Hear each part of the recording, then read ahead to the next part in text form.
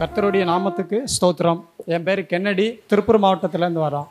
நான் 2019 heart அட்டாக்னால angio பண்ணேன். Angio பண்ணி தொடர்ந்து மாத்திரை சாப்பிட்டு வந்ததுனால இந்த வலதுபுற மார்பு வீங்கிருச்சு. அப்போ டாக்டர்கிட்ட போய் காட்டும்போது டாக்டர் என்ன சொல்லிட்டாருன்னா, இந்த வலதுபுறம் வீங்கிருக்கிறதுனால ஒருவேளை கேன்சராக இருக்குமா அப்படின்ட்டு அதை டெஸ்ட் பண்ணணும் அப்படின்ட்டாங்க. அப்புறம் பயாஸ் பண்ணுறதுக்கு எடுத்து அனுப்பிச்சி விட்டதில் அங்கே ஒன்றுமே தெரியலை, உள்ளே இருக்க கட்டி அப்படியே ரிமூவ் பண்ணி நீங்கள் லேபுக்கு அனுப்பணும் அப்படின்ட்டாங்க. அப்புறம் நான் பயந்துக்கிட்டு ஐயாவுக்கு ப்ரேயர் ரெக்வெஸ்ட் அனுப்பிச்சி விட்ருந்தேன்.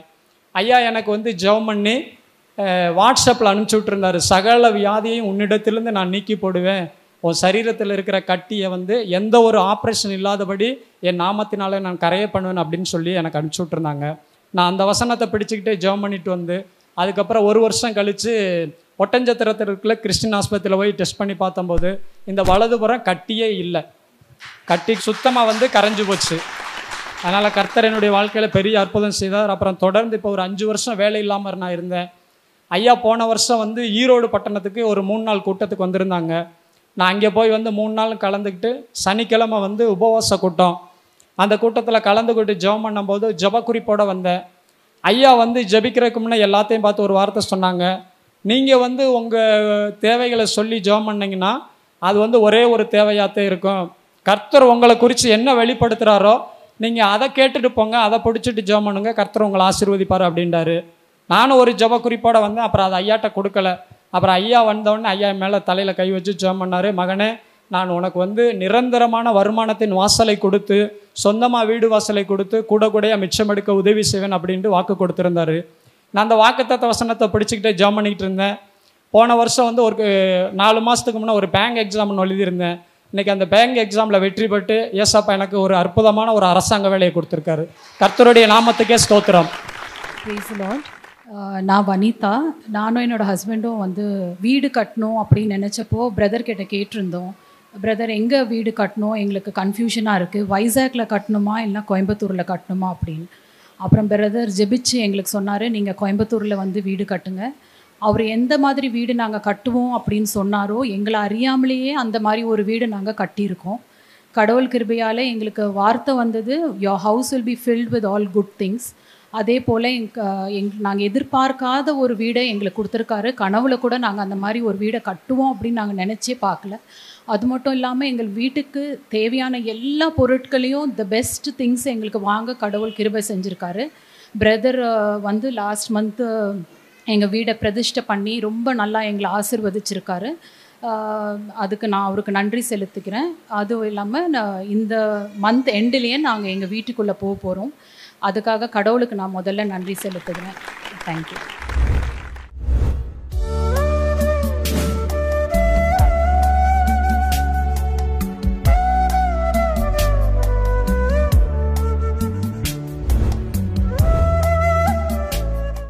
கிறிஸ்துவுக்குள் மிகவும் பிரியமான எனதர்மை சகோதர சகோதரிகளே, நம்மை சிருஷ்டித்தவரும் நம்மை உண்டாக்கினவரும் நம்மை ஒருபோதும் மறந்து போகாதவருமாகிய இயேசு கிறிஸ்துவின் வினையற்ற நாமத்தினாலே உங்கள் எல்லாரையும் வாழ்த்தி ஆசீர்வதிக்கிறேன். அல்லேலூயா.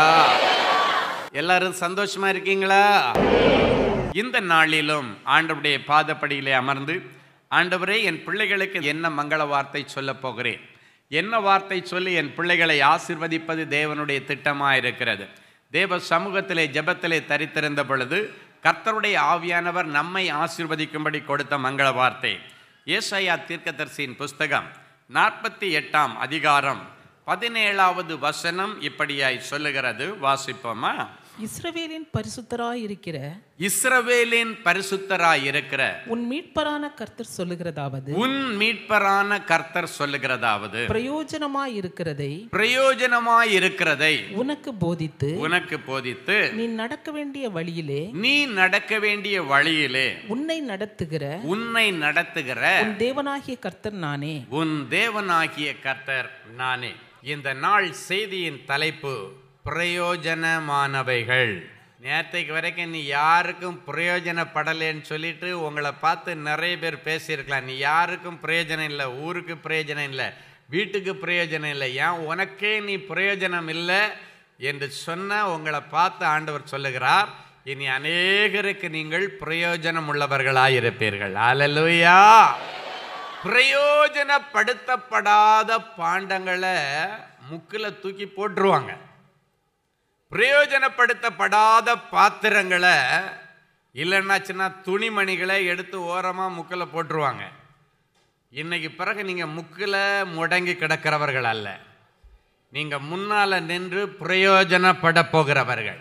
என் அன்பு தேவனுடைய பிள்ளைகளே, ஆண்டவருடைய அலங்காரமான கரத்தில் ஆண்டவர் ராஜ முடியாக உங்களை எடுத்து பிரயோஜனப்படுத்த ஆசைப்பட்டு ஆண்டவர் வந்திருக்கிறார். ஆமென்.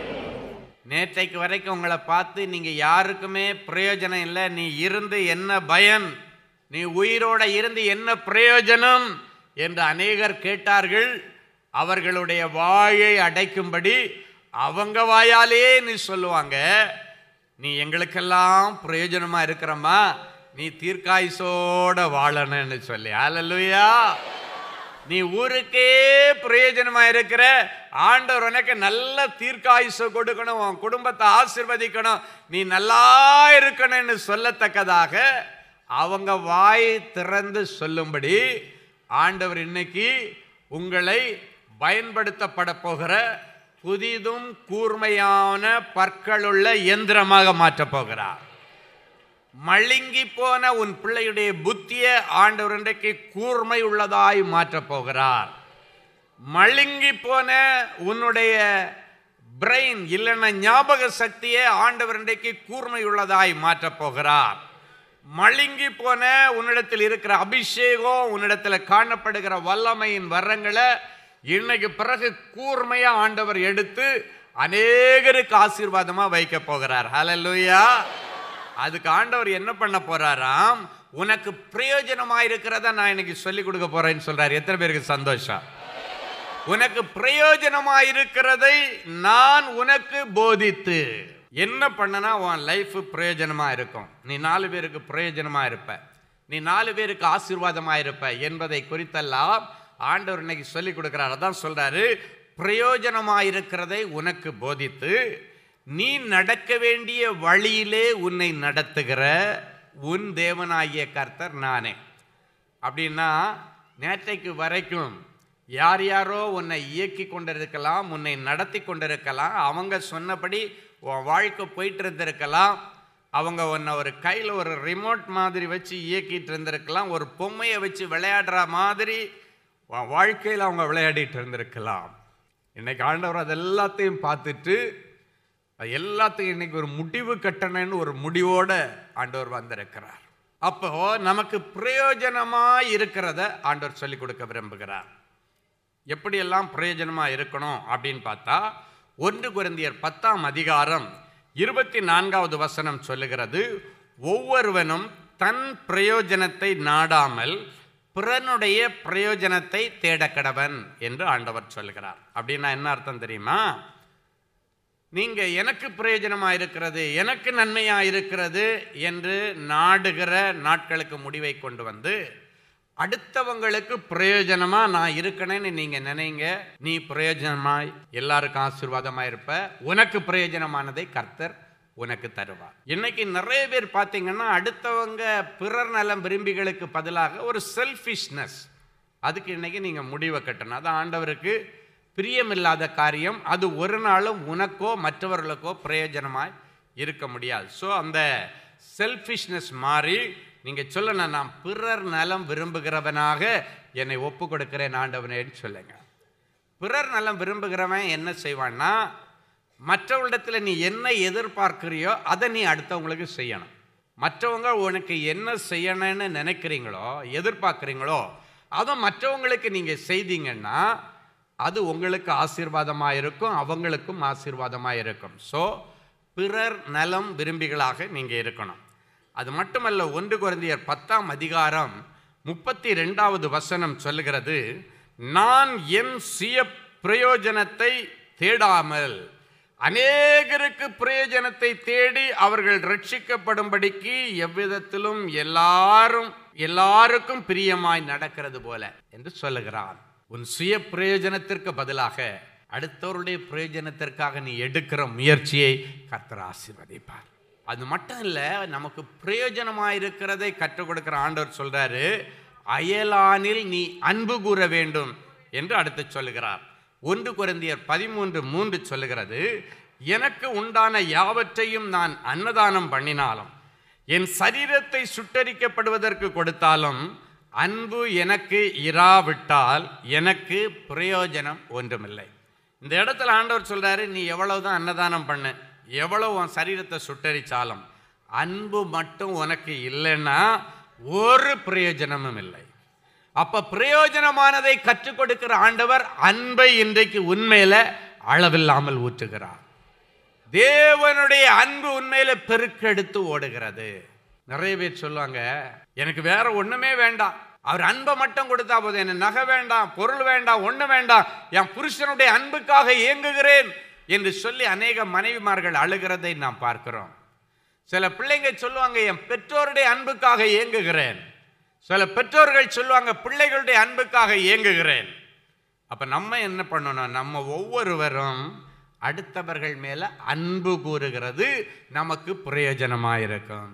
அடுத்தபடியாக ஆண்டவர் சொல்ற காலத்தை பயன்படுத்தி கொள்ளும்படி ஆண்டவர் சொல்கிறார். உனக்கு பிரயோஜனமா காலத்தை பயன்படுத்தி கொள்.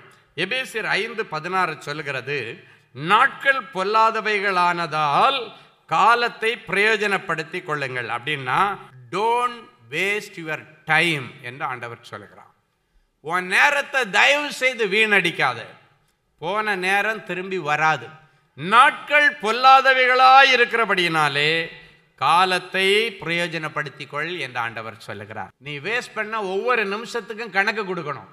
ஒவ்வொரு நிமிஷமும் அடுத்தவங்களுக்கு நான் எப்படி ஆசீர்வாதமாக இருக்க முடியும், என் குடும்பத்திற்கு நான் எப்படி ஆசீர்வாதமாக இருக்க முடியும்னு சொல்லி நீங்கள் ஆக்கப்பூர்வமான காரியங்களை செய்வது உங்களுக்கு பிரயோஜனமாக இருக்கும்னு ஆண்டவர் சொன்னார். அல்லேலூயா. முதலாவது, தேவன் தரும் வியாபாரம் உனக்கு பிரயோஜனம் உள்ளதாக இருக்கும். ஆமென். வாசிக்கலாம். நீதிமொழிகளின் புஸ்தகம் 31ஆம் அதிகாரம் 10வது வசனம், 18வது வசனம், 24வது வசனம் வாசிப்போம். குணசாலியான ஸ்திரீயை கண்டுபிடிப்பவன் யார்? குணசாலியான ஸ்திரீயை கண்டுபிடிப்பவன் யார்? அவளுடைய விலை முத்துக்களை பார்க்கிலும் உயர்ந்தது. முத்துக்களை பார்க்கிலும் உயர்ந்தது. தன் வியாபாரம் பிரயோஜனம் உள்ளதென்று அறிந்திருக்கிறாள். தன் வியாபாரம் பிரயோஜனம் உள்ளதென்று அவள் அறிந்திருக்கிறாள். இரவிலே அவள் விளக்கு அணையாதிருக்கும். இரவிலே அவள் விளக்கு அணையாதிருக்கும். மெல்லிய புடவைகளை உண்டு பண்ணி புடவைகளை உண்டு பண்ணி விற்கிறாள். கச்சைகளை வர்த்தகரிடத்தில் ஒப்புவிக்கிறாள். ஒரு குணசாலியான ஸ்திரீயை கண்டுபிடிக்கிறது கஷ்டம். கண்டுபிடிச்சிட்டேன்னா அவள் தன் வியாபாரம் பிரயோஜனம் உள்ளது என்பதை அறிந்திருக்கிறாள் என்று வேதம் சொல்லுகிறது. நிறைய குடும்பங்கள்ல ஒரு குணசாலியான ஸ்திரீயை தேடிக்கிட்டே இருக்கிறீங்க. சில குடும்பங்கள்ல குணசாலியான புருஷனை தேடிட்டு இருக்கிறீங்க. உங்க குடும்பத்தில் இருக்கிற தடைபட்டிருக்கிற சுப நிகழ்வுகளை உடைக்கும்படி கர்த்தர் சொல்லுகிறார். குணசாலியான ஸ்திரீயை உன் வீட்டுக்கு நான் அனுப்ப போறேன். குணசாலியான ஒரு நல்ல மகனை மருமகன் ஸ்தானத்துல உங்க வீட்டுக்கு அனுப்ப போறேன். இப்ப இவங்க வந்த உடனே என்ன ஆகுமா? தன் வியாபாரம் பிரயோஜனம் உள்ளதா இருக்கும் என்று உங்க வீட்டுக்கு வருகிற மருமகள் அறிந்திருக்கிறாள். உங்க வீட்டுக்கு வரப்போகிற மருமகன் அவன் கையிட்டு செய்கிற வியாபாரம், அவன் கையிட்டு செய்கிற தொழில், அவன் கையிட்டு செய்கிற வேலை அவனுக்கு பிரயோஜனமாக இருக்கும் என்பதை அவன் அறிந்திருக்கிறான். இந்த குணசாலியான ஸ்திரீ வந்தா வீட்டில் சும்மா இருக்க மாட்டாளாம். காலையில் அதிகாலையில் எழும்புவாளாம். இன்னைக்கு நிறைய பேருக்கு புருஷன்தான் காலையில் எழும்பி காப்பி போட்டு கொண்டு மனைவி எழுப்ப வேண்டிய ஒரு நிர்பந்தம். ஆமென். நிறைய வீட்டில் அப்படி தான் நடக்குது. ஆனால் இந்த வசனத்தின்படி நீங்கள் அந்த பகுதிகளை வாசித்து பார்த்தீங்கன்னா சொல்லப்பட்டிருக்கிறது, அவள் அதிகாலையில் இருட்டோடு எழும்பி தன் வீட்டாருக்கு ஆகாரம் கொடுக்கிறாளாம். அடுத்து தன்னிடத்தில் வேலை செய்கிறவளுக்கும் படி அளக்கிறாளாம். அப்படின்னா அவளுக்கு கீழே வேலை செய்கிறவங்களுக்கும் கூலி கொடுக்கிற அந்த அளவுக்கு அவள் ஒரு செல்வ சீமாட்டியாக உங்கள் வீட்டுக்கு வரப்போகிறாள். எத்தனை பேர் ஆமேன்னு சொல்ல முடியும்? உங்கள் வீட்டுக்கு செல்வ சீமான்களாக மருமகன்களை கர்த்தர் கொண்டு வரப்போகிறார். அல்லேலூயா. ஒருவேளை நேற்றைக்கு வரைக்கும் அவர்கள் வியாபாரம் அவர்களுக்கு பிரயோஜனம் இல்லாமல் இருந்திருக்கலாம். இன்றைக்கு இந்த வசனத்தை தியானிக்கிற நேரத்தில் உன் வியாபாரம் உன் குடும்பத்திற்கு பிரயோஜனமாக இருக்கும். உன் வேலை உன் குடும்பத்திற்கு பிரயோஜனமாக இருக்கும். ஹல்லேலூயா. அது மட்டும் இல்லை, நீதிமொழிகள் 31:16 சொல்லுகிறது, குணசாலியான ஒரு ஸ்திரீ உங்கள் வீட்டுக்கு அழகாக மருமகளாக வந்துட்டா ஒரு வயலை விசாரித்து அதை அவள் வாங்குவாளாம். தன் கைகளின் சம்பாத்தியத்தினால் திராட்சை தோட்டத்தை வாங்குவாளாம். சிலர் சொல்லுவாங்க, என் வீட்டுக்கு ஒரு மருமக வந்ததும் அவள் வந்ததுக்கு பிறகு நிறைய செல்வங்கள் வருகிறது என்று சொல்லுவார்கள்.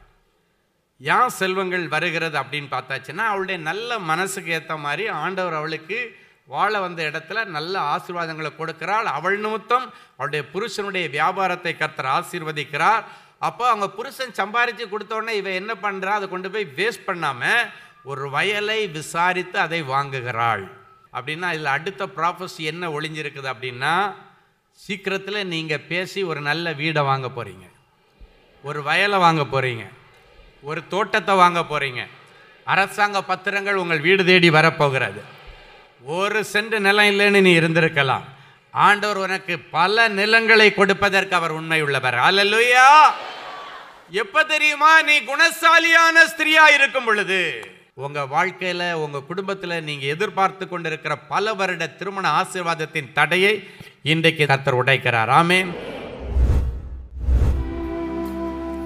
மலைகள் விலகினாலும் பர்வதங்கள் நிலை பெயர்ந்தாலும் என் கிருபை உன்னை விட்டு விலகாமலும் என் சமாதானத்தின் உடன்படிக்கை நிலை பெயராமலும் இருக்கும் என்று சொன்ன தேவனே, சமாதானத்தின் உடன்படிக்கையை நிலை குலைந்து போகாதபடி என் பிள்ளைகளுக்கு செய். உனக்கு பிரயோஜனமாயிருக்கிறதை நான் உனக்கு போதிப்பேன் என்று சொன்னேன். நீ நடக்க வேண்டிய வழியிலே உன்னை நடத்துவேன் என்று சொன்னீரேன். என் பிள்ளைகளுக்கு என்னெல்லாம் பிரயோஜனமா இருக்குமோ அதை தருவேன் என்று சொன்னவரே, குறிப்பாக உன் வியாபாரம் இனி உனக்கு பிரயோஜனமா இருக்கும். உன் வேலை இவ்வளவு நாள யார் யாருக்கோ பிரயோஜனமா இருந்துச்சு. உன் வருமானங்கள் யார் யாருக்கோ பிரயோஜனமா இருந்துச்சு. எனக்கு என் பிள்ளைகளுக்கு அது பிரயோஜனப்படலையேன்னு கண்ணீரோடு வந்திருக்கிற என் பிள்ளைகளுடைய கைகளின் பிரயாசத்தை நீர் ஆசீர்வதி. என் பிள்ளைகளுக்கு பாக்கியமும் நன்மையும் உண்டாகட்டும். என் பிள்ளைங்க கஷ்டப்பட்டு சம்பாதிக்கிற சம்பாத்தியங்கள் வட்டி என்கிற பெயர்லையோ, மருத்துவ செலவு என்கிற பெயர்லையோ, இழப்பு என்கிற பெயர்லையோ, திருட்டு என்கிற பெயர்லையோ, ஏமாற்றம் என்கிற பெயரிலேயோ என் பிள்ளைகளை விட்டு விலகி போகாதபடிக்கு ஆண்டவரே, என் பிள்ளைகளுடைய உழைப்பின் பலன் இவர்களுக்கு பிரயோஜனமாயிருக்கட்டும். பிள்ளைகளுக்கு அது பிரயோஜனமாயிருக்கட்டப்பா. என் பிள்ளைகளுடைய உழைப்பின் பலன் எல்லாம் பொத்தல் பையில போடப்பட்ட நாணயங்கள் மாதிரி போயிட்டே இருக்குடாடி.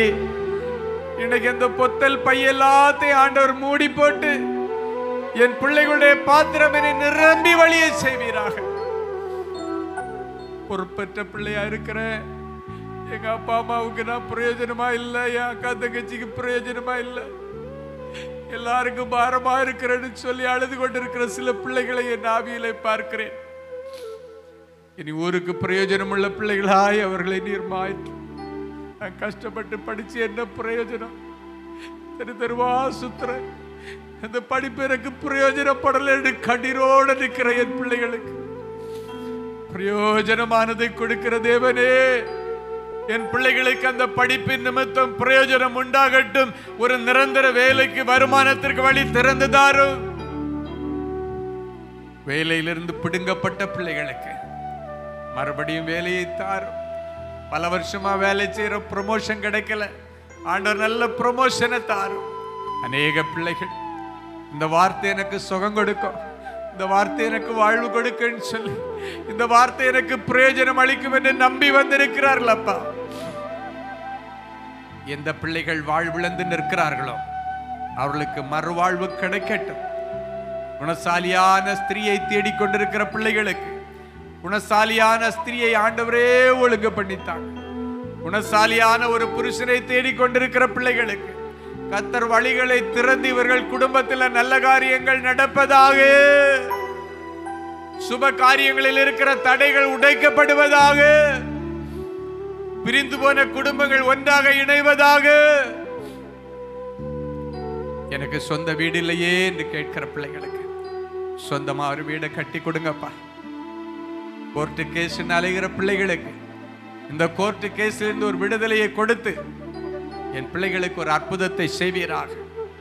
எந்தெந்த பிள்ளைகள் பிசாசின் தொல்லைகளிலே பாதிக்கப்பட்டிருக்கிறார்களோ, செய்வினை கட்டுகளிலே பாதிக்கப்பட்டிருக்கிறார்களோ, இவர்கள் கேட்ட இந்த சத்திய வார்த்தைகள் இவர்களுக்கு இப்பொழுது இதிலிருந்து ஒரு விடுதலையை தரட்டும். புத்தி பேதலித்த பிள்ளைகளுக்குள் இருக்கிற புத்தி பேதலித்த ஆவிகள் வெளியேறுவதாக இயேசுவின் நாமத்தினால். டிப்ரெஷன் ஆவிகள் வெளியேறட்டும். கடைசியாக நீர் சொன்னீர், வரங்கள் பிரயோஜனம் உள்ளது என்று சொன்னீர். ஒவ்வொருவருக்கும் ஒவ்வொரு வரங்களை தாரும். ஆண்டவரே, உம்முடைய மகனுக்கு நீ தந்திருக்கிற வரத்தை பயன்படுத்தி பிள்ளை இல்லாத பிள்ளைகளை நான் வாழ்த்தி ஆசீர்வதிக்கிறேன். உன்னை சந்தோஷமான பிள்ளைத்தாட்சியாக்கி மகிழ்ச்சியாய் வீட்டில் குடியிருக்க பண்ணுவேன் என்ற வசனத்தை அனுப்பி என் பிள்ளைகளை ஆசீர்வதிக்கிறேன். நிந்தை இந்த பூமியில இராதபடிக்கு முற்றிலும் அற்று போகும்படி செய்து என் பிள்ளைகளை நீர் ஆசீர்வதிக்கிறதற்காய் ஸ்தோத்திரம். இயேசுவின் மூலம் பிதாவே, ஆமென், ஆமென்.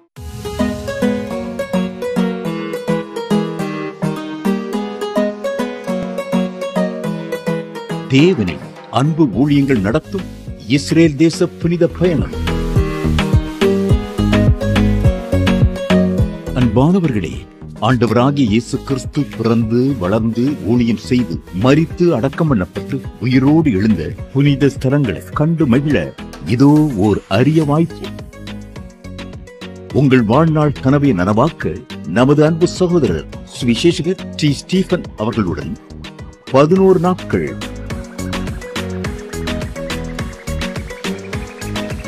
எகிப்து,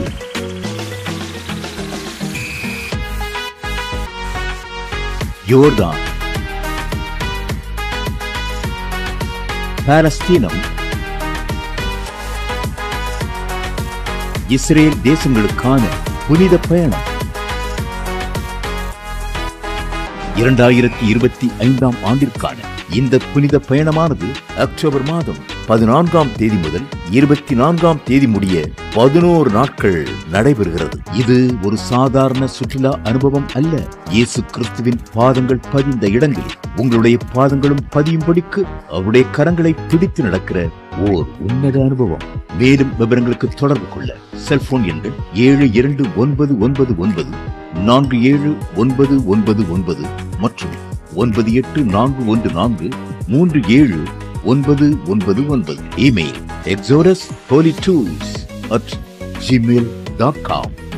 வெப்சைட் www.exodusholytours.com. அமெரிக்க தேசத்து மக்களுக்கு ஒரு நற்செய்தி.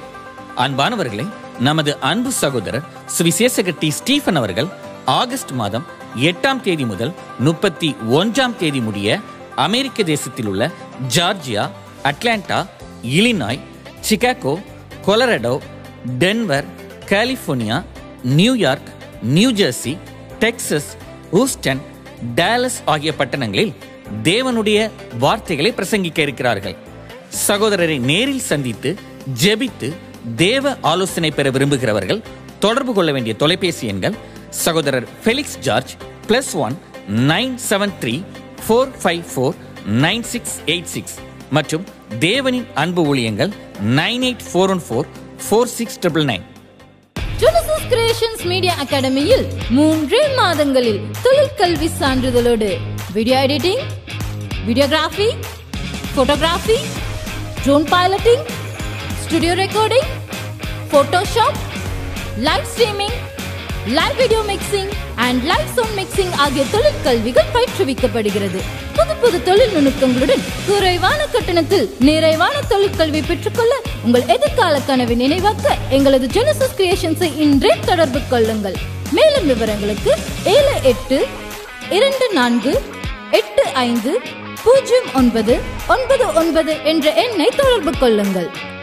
அன்பு தேவனுடைய பிள்ளைகளே, இந்நிகழ்ச்சியின் மூலம் நீங்கள் பெற்றுக்கொண்ட ஆசீர்வாதங்களையும் உங்கள் ஜெப விண்ணப்பங்களையும் அனுப்ப வேண்டிய முகவரி தேவனின் அன்பு ஊழியங்கள், எண் 340B பார் 1A 3B1 Vinayak avenue, OMR road, Okkiyam, Thoraipakkam, Chennai 600097. இது இந்தியன் ஆயில் பெட்ரோல் பங்க் எதிரில் அமைந்துள்ளது மற்றும் காக்னிசன்ட் டெக்னாலஜி சொல்யூஷன்ஸ் அருகிலும் அமைந்துள்ளது. மின்னஞ்சல் prayer@godsloveministries.co.in. எங்களது இணையதளம் www.godsloveministries.co.in. மேலும் 24 மணி நேர ஜெப உதவிக்கு 044-547-999 மற்றும் 994119